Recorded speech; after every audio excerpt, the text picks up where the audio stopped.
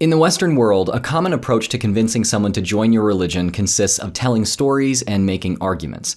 These are specially created to emotionally or intellectually convict others of your religion's truth value. This seems to work some of the time, but is there a more effective way to get someone to practice your religion? Yes, there is, and there's some research about it too. It's a pretty self-explanatory title, I think. Plenty of missionaries and church leaders all over the world are familiar with the approaches I'll discuss, although they've learned them through experience and tradition, not formal research. Here, though, I'd like to present some information from the field of sociology on what factors predict or strongly correlate with both God belief and religious practice. From there, we'll discuss how one might use this information to effectively create more converts. First up, credibility-enhancing displays. This is a theory of religious belief developed by anthropologist Dr. Joseph Henrich. It states that people are more likely to believe a religious idea if they see someone else acting as if that idea is true. This behavior, or display, enhances the apparent credibility of the religious proposition, hence the name. For example, the religious community I grew up in consistently behaved as if spiritual warfare between God and Satan was happening constantly, affecting things in our world in all sorts of ways. If a strong believer drove safely through a heavy storm, then they declared that God preserved their life from Satan's meddling. If a non-believer shared an opinion that was different from our religious community's beliefs, then it was definitely demons subtly manipulating their thoughts. I believed all of this, and according to this theory, I was influenced to do so because I consistently saw others acting as if spiritual warfare was real. The theory of credibility-enhancing displays, or CREDs, enjoys some empirical support. An article published in the journal Religion, Brain, and Behavior in 2017 looked at two studies which examined the effect CREDs had on participants' current theism versus non-theism, certainty of God's existence or non-existence, and religiosity. It's somewhat technical stuff, so for the sake of time, I'll just read you a statement about their findings from the article's general discussion section. Specifically, in both studies, we found evidence that individuals who were exposed to high levels of religious CREDs by their caregivers were especially likely to report currently believing in the existence of God with high certainty. Conversely, those exposed to especially low levels of religious CREDs were most likely to currently report a lack of belief in God with high certainty. Importantly, these associations were strong when controlling for the related but distinct measure of religious emphasis, suggesting that verbal expressions of religious belief and prodding of one's children to believe have limited efficacy in the absence of CREDs. Joseph Henrich suggests that there is an evolutionary explanation for why this is. He briefly explains this in an interview with Dr. Andrew Henry from the channel Religion for Breakfast. So if you think about this from an evolutionary perspective, we can think about natural selection shaping our minds to make us better cultural learners. So you can see this in some obvious ways in the way the youngest children and babies learn. They tend to pay attention to people who are more successful or more competent or more reliable. So from a young age, kids are cluing in on this. But when we heavily rely on learning from others, it opens up the possibility of exploitation. So somebody could pass us bad information, say about what to eat. They could tell us we should eat something that they don't want to eat so that there's more of the food for them, for example. So the idea was that learners might evolve a kind of immune system to this. And one way to make them immune is they'll only learn from people who, when they try to pass on a belief to them, which is going to involve costly behavior, that the person themselves engages in the costly behavior so that they see someone demonstrate that they actually believe in it. And I called this a credibility-enhancing display, or CRED. Dr. Henrich also says that displays which are difficult or costly for the person carrying them out act as particularly strong CREDs, more effectively signaling the apparent credibility of the belief related to that display. So if your religion requires, say, religious leaders, priests, whatever the relevant category is, to engage in costly displays, this could be food taboos, vows of poverty, sacrifice, walking on hot coals. So there's a whole wide array of these things that you see across the world in different religions. That makes them a more effective transmitter. Because when you see someone engage in one of these costly things like celibacy, that doesn't seem like something someone would do unless they really believe the underlying supernatural beliefs. I mean, if you look at the role of martyrdom in religions,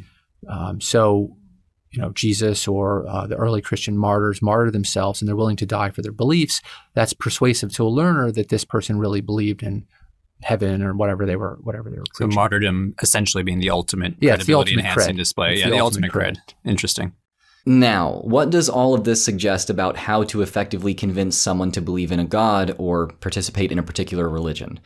It says that surrounding a person with others who act as if that god or religion is legitimate, especially those who participate in costly rituals and behaviors, is more convincing than explanation or argument.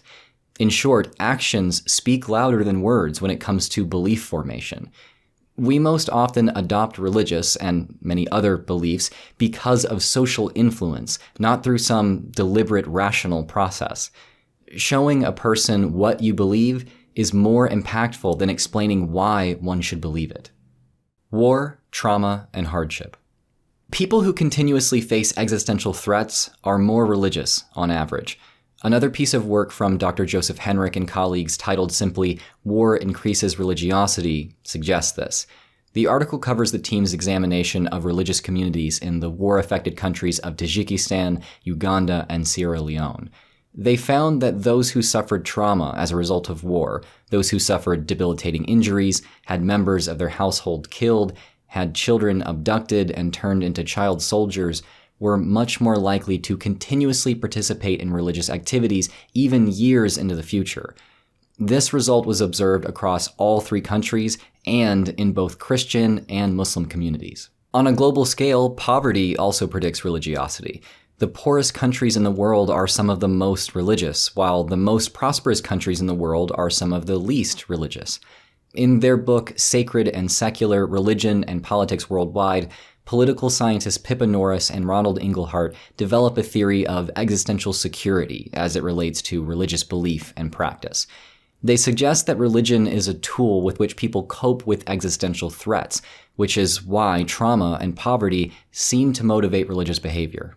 Religion becomes less central as people's lives become less vulnerable to the constant threat of death, disease, and misfortune. As lives gradually become more comfortable and secure, people in more affluent societies usually grow increasingly indifferent to religious values, more skeptical of supernatural beliefs, and less willing to become actively engaged in religious institutions. It does appear that religious practice is effective in helping people lacking existential security to feel a greater sense of well-being and control. Religion is not simply a symptom of existential insecurity, but a technology that helps people psychologically cope with it. The evidence of this is somewhat fragmentary and would take me a long time to cover, so I've created a short playlist of videos that more thoroughly explore the topics I've covered here. They're mostly older videos from Religion for Breakfast, which are just severely underrated, deserve a lot more views.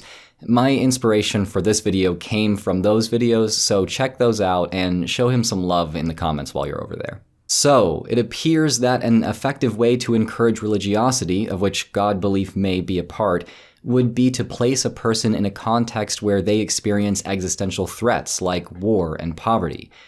The ethics of this are obviously an issue, so very few ever attempt something like this.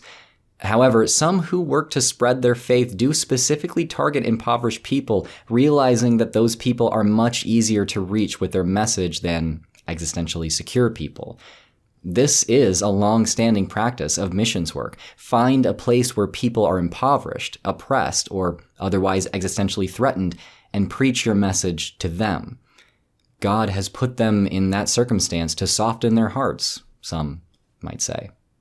My takeaways from this research. Religion is clearly social technology. It is not just something you personally believe and is not just related to the metaphysical. It is primarily something you do, especially with and because of others, affecting social ties and mental health in tangible, even measurable ways. When we view it in this way, it makes sense why simply arguing for a religion's truth is often not enough to convert people. Framing religion as a set of propositions about the metaphysical, which one adopts for intellectual reasons, robs religion of its true power. Attempting to spread religion through philosophical argument alone is like trying to sell a tool without highlighting any of its applications. We adopt new technologies when we see that they work for others and when we feel that we have a use for them ourselves. If, in the coming decades, prosperity and existential security become more widespread across the developing world, fewer people will have great need for religion's applications. Intellectual discourse on the subject will continue to engage some, but it seems unlikely that will be enough to maintain religion's cultural dominance there. On the other hand, as some parts of the developed world struggle to maintain their prosperity, religion may become more popular. I'll leave you with a reminder that religion and prosperity are not mutually exclusive. To those in my audience who generally oppose religion, remember that the data we've covered suggests that as prosperity increases, religion decreases, not that a decline in religion increases prosperity. To those in my audience who generally support religion, remember that a decline in religion does not typically indicate a society's sickness or degeneration, but rather its health. So, as all of you continue to debate religious topics even outside of my comment section, keep what I've covered here in mind, including the fact that your actions will always speak louder than your words. Thanks for watching. I've been Drew of Genetically Modified Skeptic. I'm going to start including more ways to support my channel down in the description. Right now, I have links to religious studies courses there that I receive a commission from if you sign up. There's also a link to an Amazon wish list full of stuff that will help me improve my studio. I have been using the same camera and mic since 2017, so maybe it's time for a change. A special thanks to my patrons for keeping this channel going even as YouTube's algorithm and revenue system changes. If you want to hear more from me, then subscribe. As always, if you are an apostate in need, there are resources linked in the description to help you find community and mental health support. Remember to be kind to others in the comments, and until next time, stay skeptical.